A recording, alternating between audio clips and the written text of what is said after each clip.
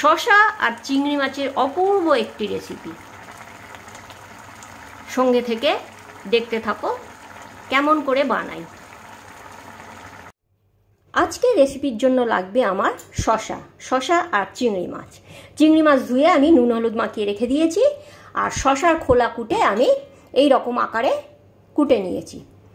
এবারে এই শসাটাকে আমি সেদ্ধ করে নেব। সামান্য লবণ দিয়ে আমি শসাটাকে সেদ্ধ করে নেব।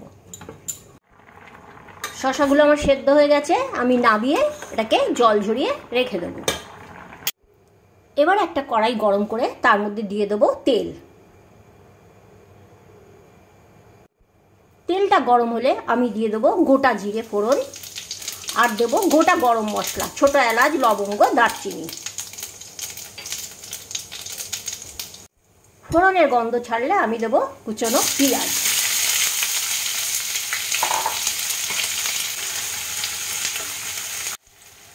পেঁয়াজটা হালকা করে ভেজে নিয়ে আমি দিয়ে দেবো চিংড়ি মাছ।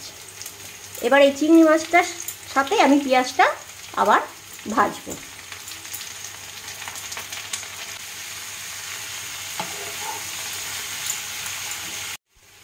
আমার পেঁয়াজ আর চিংড়ি মাছটা ভালোভাবেই ভাজা হয়ে গেছে। এবারে আমি দেব রসুন বাটা,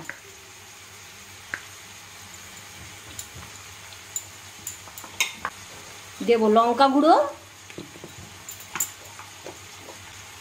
হলুদ গুঁড়ো,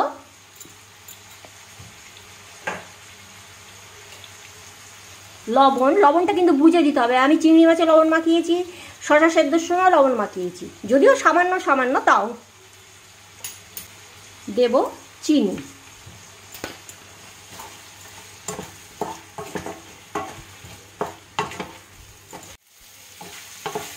আমার মশলাটা কষা হয়ে গেছে। এইবারে আমি দেব সেদ্ধ করে রাখা শসাগুলো।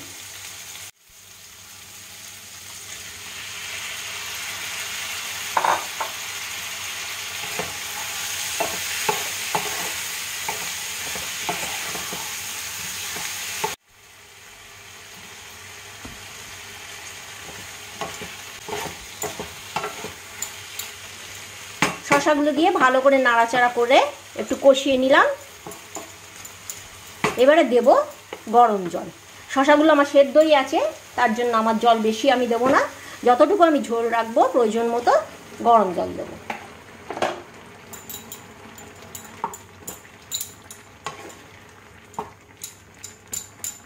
এবার ঢাকা দিয়ে কিছুক্ষণ ফুটিয়ে নেব। আমার তৈরি অসাধারণ শসা আর চিংড়ি মাছ দিয়ে একটা রেসিপি। এবারে আমি ওপর দিয়ে দিয়ে দেবো একটু ঘি। ব্যাস,